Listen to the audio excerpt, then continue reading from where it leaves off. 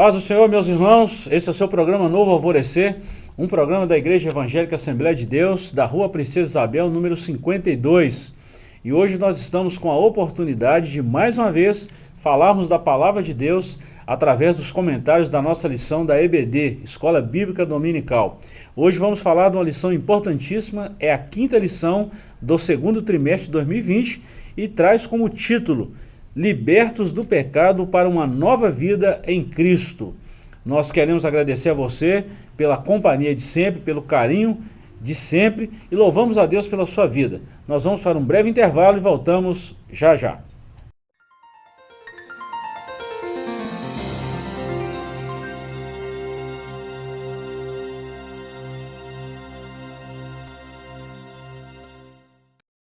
Estamos de volta com o programa Novo Alvorecer e hoje nós vamos comentar, como disse anteriormente, a lição de número 5 e essa lição estudaremos no próximo domingo, Libertos do pecado para uma nova vida em Cristo. O textual da nossa lição está em Efésios capítulo 2, versículos 4 e 5, que diz assim: Mas Deus, que é riquíssimo em misericórdia, pelo seu muito amor com que nos amou, estando nós ainda mortos em nossas ofensas, nos vivificou juntamente com Cristo. Verdade prática. Por meio da maravilhosa graça divina, fomos libertos do pecado, perdoados e salvos da condenação. E ainda recebemos o direito à vida eterna. A nossa leitura bíblica em classe está na carta de Paulo aos Efésios, capítulo 2, versículos de 1 a 10. Pois bem, estamos mais uma vez aqui com o professor Joás. Para nós é um motivo de muita alegria, professor, ter você conosco mais uma vez. Amém. E hoje nós vamos estudar uma lição muito importante para a nossa caminhada espiritual, não é? Isso. A nova vida em Cristo, né? Finalmente chegamos ao capítulo 2. Nossa, pai! Depois de 4 lições, a quinta para chegar no capítulo 2. E, assim, os 3 primeiros versos, ele começa da onde ele parou na lição passada, né? Verdade. Ele começa falando daquela velha vida, né? A vida que a gente tinha antes de chegar a Cristo.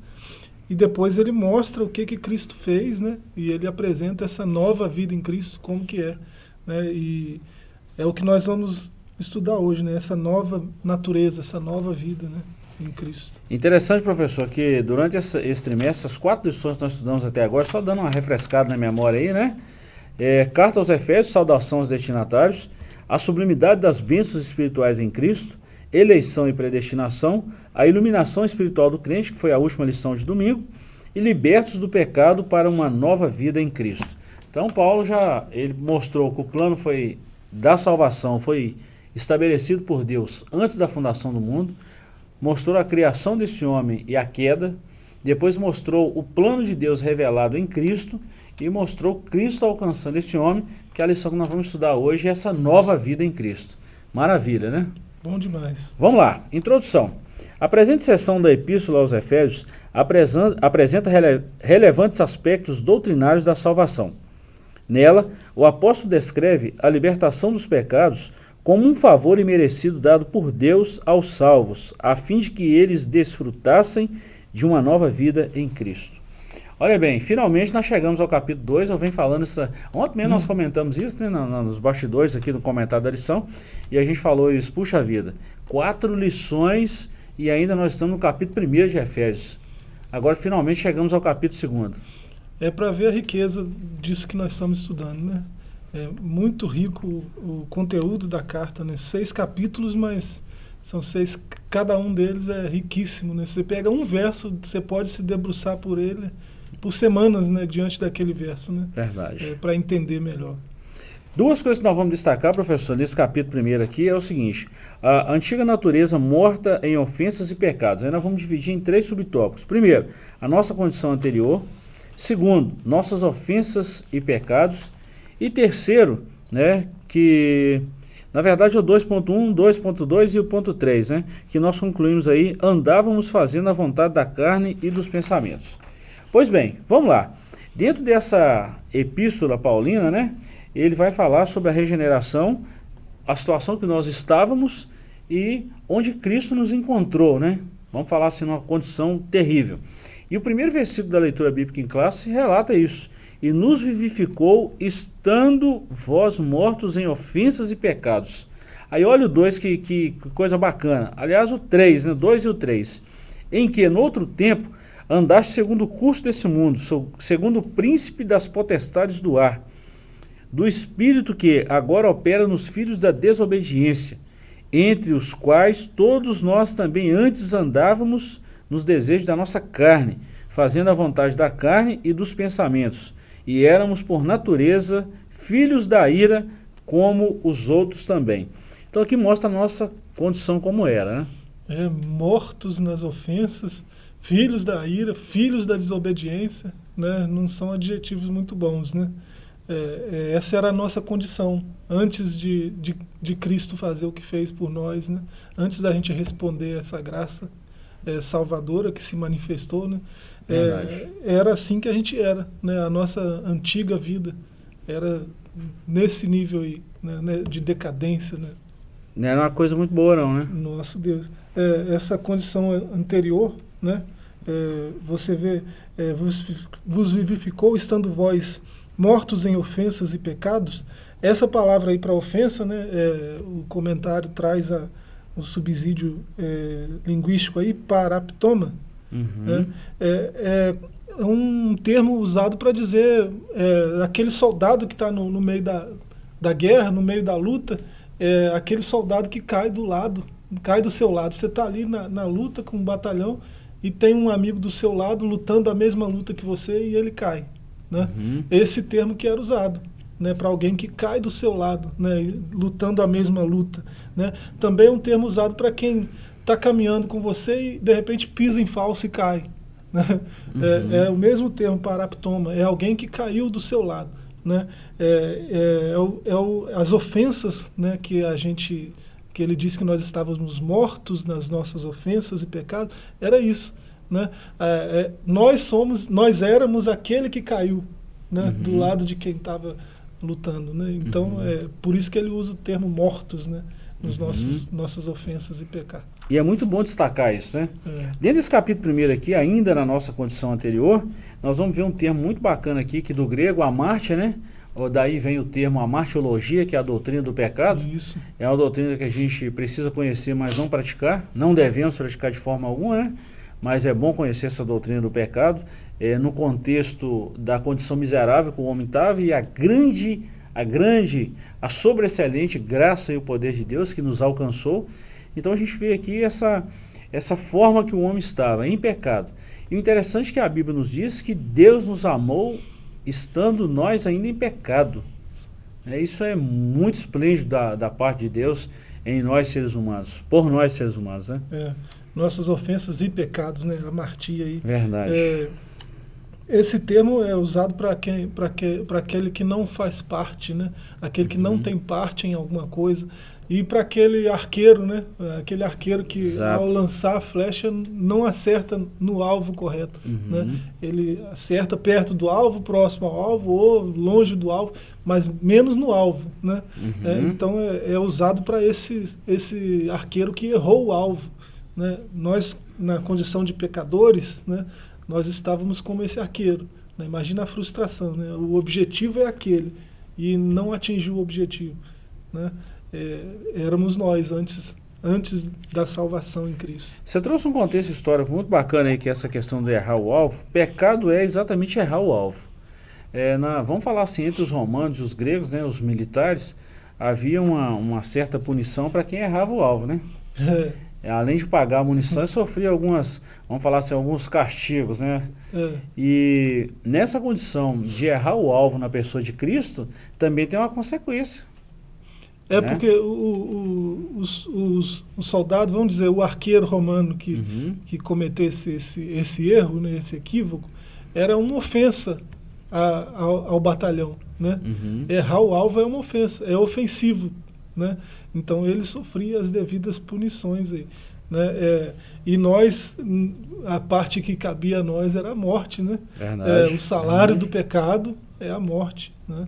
Então nossa condição antes da salvação não era nada bacana, agradável, né?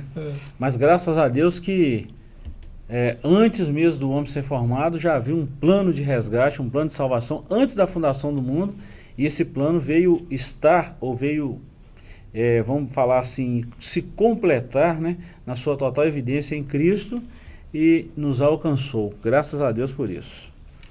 2. As nossas ofensas e pecados. A má conduta em que no outro tempo andastes é descrita por Paulo por meio da metáfora do ato de andar. Refere-se a atitudes erradas adotadas na vida passada do salvo antes da regeneração. Então aqui ele faz 3 destaques. 2.1, né? Andaste segundo o curso desse mundo. Vamos falar um pouquinho desse mundo aqui. Mundo não é terra. Mundo aqui está falando sistema, de um sistema maligno, né? E isso é perceptível, né? Você percebe que na sociedade há um sistema que ele é controlado pelo maligno. Isso dá para perceber empiricamente, né? Você observando com cuidado, você percebe. Né? Quando o Senhor diz que o mundo jaz no maligno, né, é disso que ele está falando, é desse mundo, desse sistema. Né? Porque no sentido de planeta, né, mundo, planeta Terra, é do Senhor que fez. Né? Ele é dono de tudo. Né? Não tem nada que não esteja sob o domínio dele. Né? Do Senhor é a terra, é a sua plenitude, canta o salmista. Né? Então esse mundo aqui é esse sistema que parece que se opõe a Deus o tempo todo. Né? Quando a gente observa esse sistema em ação, a impressão que a gente tem é isso. É um sistema todo que está preparado para se opor a Deus. Né? Então é desse sistema aí que a gente está falando. Né? E outra coisa também em relação a esse mundo e a esse sistema, João falou, né? Não ameis o mundo nem o que no mundo há. Está falando do sistema mundano e o que esse sistema impacta na vida daqueles que aderem a ele. João está falando da mesma coisa que Paulo está falando aqui, do curso desse mundo. Né? É esse mesmo sistema. Né? Nós somos cidadãos de uma outra terra, de um outro país. Né?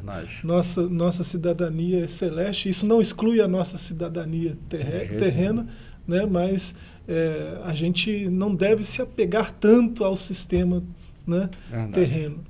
Porque nossa pátria é outra. E só destacando ainda essa questão mundo, né, em João 3,16, que é um texto muito conhecido, fala que Deus amou o mundo. Aqui está falando de pessoas. Isso. É totalmente diferente o contexto, né? Não é esse sistema. Exato. É bom a gente entender isso, porque de repente fala assim, por que aqui fala mundo e está falando de sistema, e aqui fala mundo e está falando de pessoas?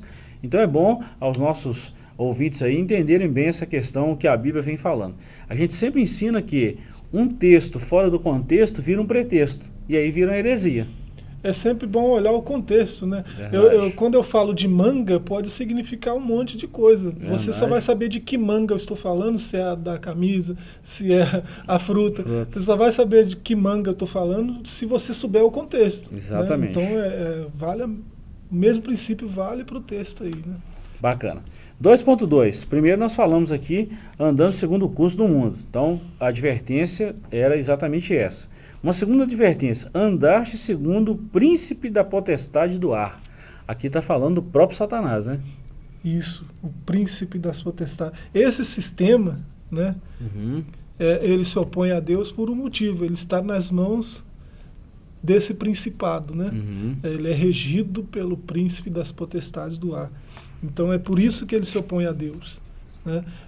A gente não pode se enganar de achar que é possível salvar o sistema, é possível redimir o sistema. Não, a nossa tarefa de redimir o mundo, ela está naquele outro âmbito que a gente falava, né? Das pessoas. Né? O sistema não tem jeito, ele está agora ele está nas mãos do príncipe desse pior, né?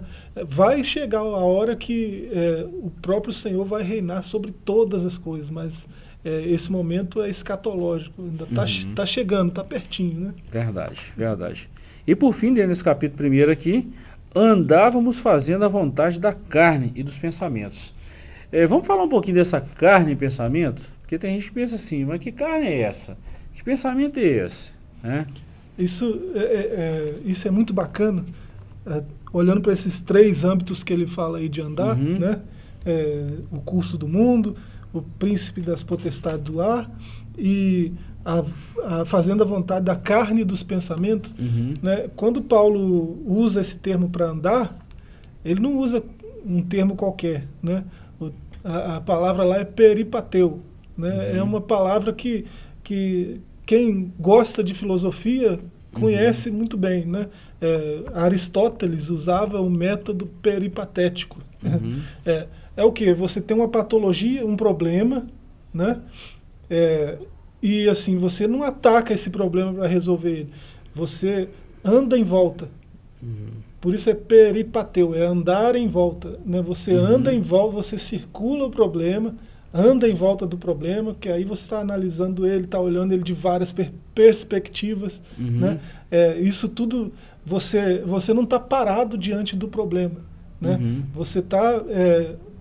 Você não está atacando ele de frente para resolver, mas você está fazendo alguma coisa e isso é para resolver o problema. Está analisando, né? Então, esse era o método de Aristóteles. Né? E quando Paulo usa essa palavra, ele está querendo dizer... ele está querendo chamar a atenção para esse método. Né? Porque a gente, antes de vir a Cristo, a gente achava que podia lidar com os nossos problemas nós mesmos. Né? Mas ele mostra no texto que isso não estava dando certo. Né? Ele mostra, a gente tentava resolver o problema, a gente circulava o problema, andava de acordo com o que a gente achava. Né? Tanto é que ele fala, andava segundo o curso do mundo, segundo o príncipe das potestades, né? Andava segundo os nossos próprios desejos. Isso tudo, andar aí é circular o problema. Né?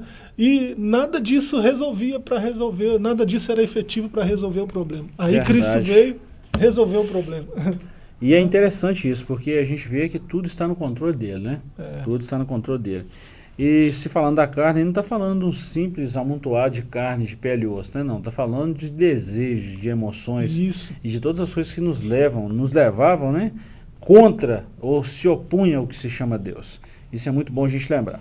Capítulo 2, e nós vamos dar uma pequena paradinha daqui a pouquinho aqui, né? Mas vamos adiantar aqui só o início aqui desse capítulo 2 e a gente fala um pouquinho disso depois também. O capítulo 2 vai falar sobre vivificados pela graça. Então o primeiro capítulo aqui apresentou a condição que estávamos em pecados. Já no capítulo 2 nós vamos falar vivificados pela graça, que é o dom gratuito, né, de Deus. Né? Graça é o favor imerecido de Deus aos homens. Essa graça, ela é uma prova do grande amor de Deus. Né? Verdade. Como que a gente sabe que há um Deus que nos ama? Né? É só olhar para essa graça. Né? Essa graça é a maior prova do amor de Deus. Verdade. Né? Ele enviar o próprio Filho, né, para tomar o nosso lugar, a nossa pena, né, para pagar pelos delitos que nós cometemos. Né?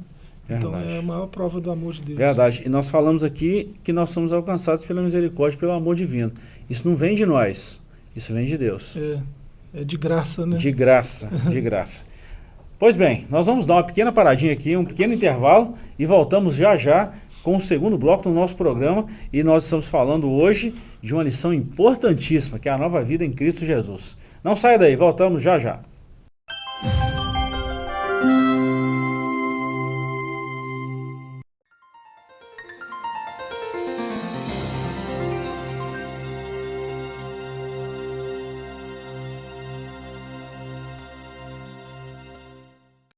Irmãos, estamos de volta com o programa Novo Alvorecer. Esse programa é um programa da Igreja Evangélica Assembleia de Deus de Caratinga, aqui na rua Princesa Isabel, número 52. Nós ainda estamos com os nossos templos fechados, mas a igreja está em plena atividade. Estamos convidando a você a assistir um de nossos cultos através da nossa plataforma no YouTube, a DEC TV. Acesse o nosso link, participe conosco. Geralmente os nossos cultos são transmitidos ao vivo, às terças-feiras e às quintas, às 20 horas, e aos domingos às 19 horas, e no domingo pela manhã, às 9 horas da manhã, o estudo dessa lição que estamos resumindo aqui o comentário dela agora. Mas no domingo você pode assistir através do nosso canal no YouTube, a DEC TV. Fique atento às nossas programações, aos nossos cultos, às nossas transmissões e seja abençoado e edificado pela palavra do Senhor. Deus te abençoe pelo carinho de sempre que você está conosco. Um abraço a todos os profissionais envolvidos direto e indiretamente nessa área da saúde agora, nesse momento de pandemia. Estamos orando por vocês, tá bom? Estamos orando por vocês, pedindo que o Senhor os cubra com a sua graça, com a proteção do céu e que esse momento de pandemia passe logo, em nome de Jesus. Professor, nós vamos voltar aqui no segundo tópico aqui da nossa lição, segundo capítulo e a parte 2, vivificados por sua graça. Primeiro, nós somos alcançados em amor. E junto com o amor, nós somos vivificados pela graça de Deus. É uma outra coisa esplêndida de Deus para nós, né? Isso aí é muito bacana, que é até chamar a atenção para a conjunção adversativa, né? Uhum. Ele vem falando do que nós éramos antes da cruz, né? E bate aquele desespero, assim, mas como assim, né? A nossa situação era terrível demais. Muito. Aí Paulo vem com o mais, né? Mas poderia ser contudo, todavia, entretanto, né? Deus que é riquíssimo em misericórdia pelo seu muito amor com que nos amou. Aí a história muda toda de figura, né? Verdade. Aí muda o cenário todo, né? Fomos alcançados pela misericórdia, pelo amor de Deus e a nossa história mudou. Né? Isso E mudou por completo, né? Professor, eu fico pensando assim, eu já vi muitas pessoas falar assim, como é que pode, rapaz, esse camarada tá na igreja hoje, é um ex-pinguço, um ex-maconheiro, sei lá, tantos adjetivos ruins, né, que essa pessoa tinha. Mas eu quero te falar uma coisa, é isso mesmo, a Bíblia fala que Jesus não veio para os sãos, ele veio para os doentes.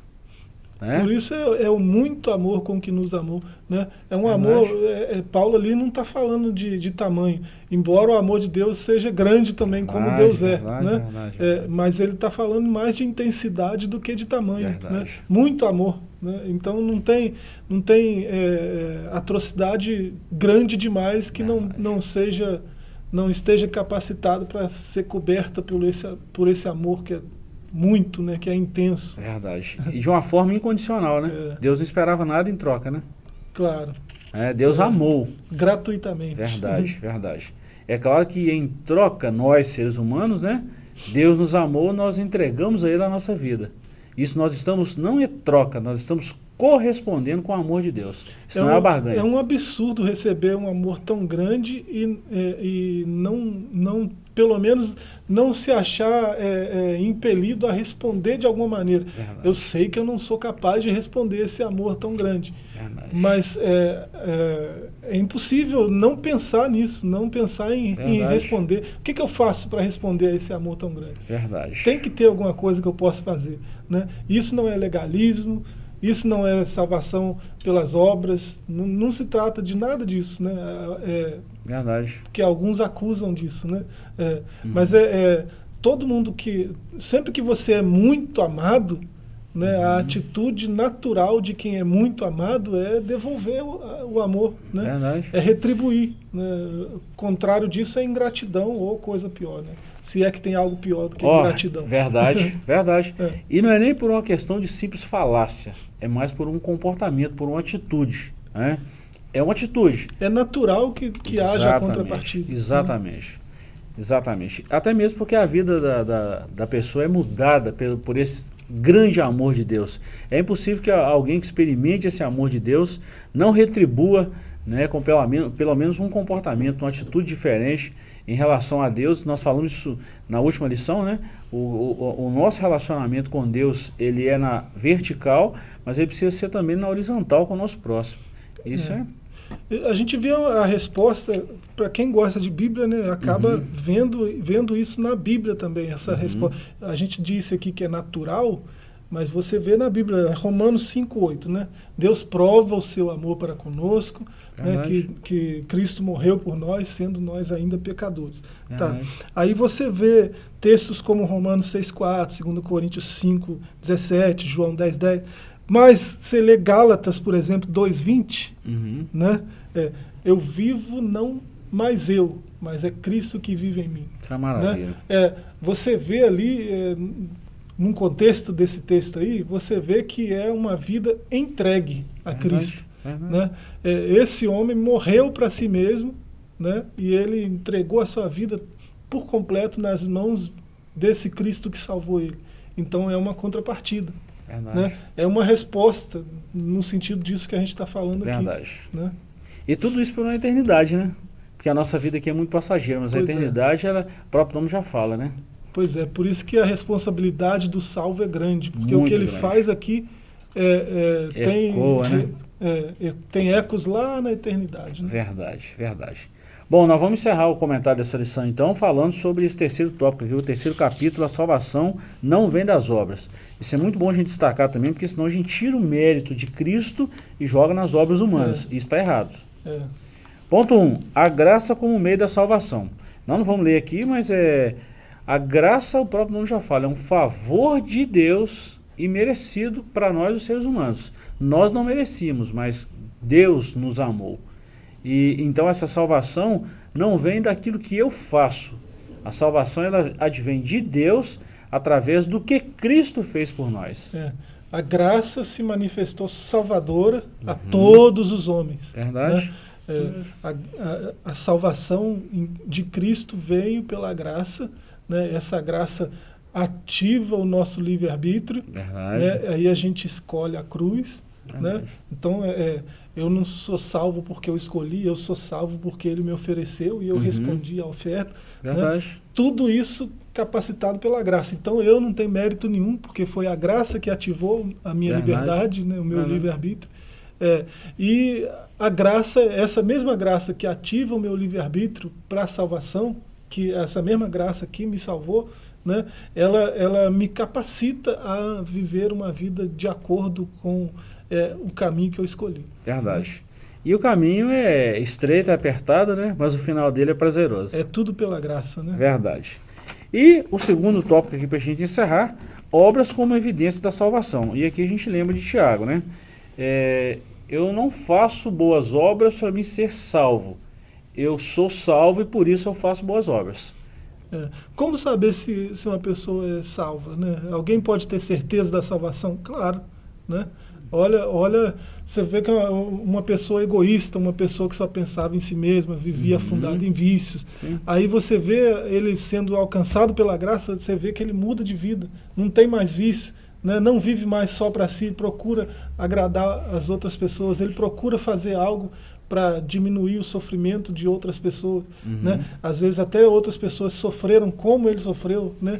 Alguém que sofreu com vício de álcool, por exemplo, às vezes se dedica, depois da salvação, se dedica a trazer luz para pessoas que ainda estão nesse caminho.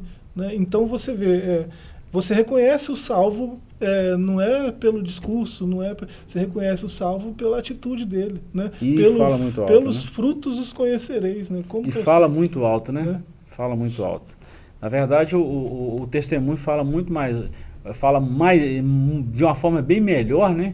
E fala com a tonalidade muito maior do que a própria fala, a própria conversa, a própria palavra. O padre Antônio Vieira, quando ele pregava, ele usava essa figura de linguagem, né? O pregador bom, ele não prega só para os ouvidos, ele prega para os ouvidos e para os olhos. Isso é muito interessante. Né? Antônio Vieira é chique. É muito interessante. Então, professor, nós falamos aí da conclusão, né? Antes da regeneração, éramos filhos da ira e condenados à perdição.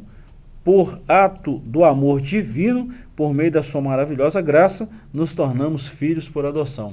Isso é muito bom. Isso é muito bom. Filhos da ira, filho da desobediência, agora filhos por adoção, filhos adotivos de Nós Deus. podemos até falar, né? De condenados ao inferno, com a manifestação de Cristo e a salvação, agora eleitos e predestinados ao céu. Bênção. Muito bom, né? Bom demais. Nós chegamos ao final do nosso programa, mas antes da gente encerrar, nesse momento aí de tensão, de medo ainda que estamos atravessando, nós queremos fazer uma oração por você e abençoar a sua casa. Se você pode, feche seus olhos conosco e vamos orar. Querido Deus, te agradecemos por esse momento importante que estamos falando da tua palavra. Te louvamos pela vida de cada um dos nossos ouvintes, dos amigos e irmãos em Cristo que estão conosco todos os dias, estão acompanhando conosco esse momento difícil que estamos atravessando. E a nossa oração nesta hora é, Pai, que o Senhor venha abençoar todos em nome de Jesus. Que o Senhor venha proteger a nossa casa, os nossos filhos, que o Senhor venha guardar nossas vidas, que o Senhor venha nos livrar desse momento complicado, que o Senhor venha dar estratégia, Pai, aos empresários que estão sofrendo com esse momento difícil e que todos nós saiamos fortes desse momento que estamos atravessando agora, dessa pandemia. Senhor, conforte, Senhor, e console os nossos corações e nos ajude a vencer no nome de Jesus. Queremos nos despedir com a paz do Senhor e desejamos você uma semana abençoada e que o nome do Senhor seja glorificado. Deus te abençoe e até o nosso próximo encontro.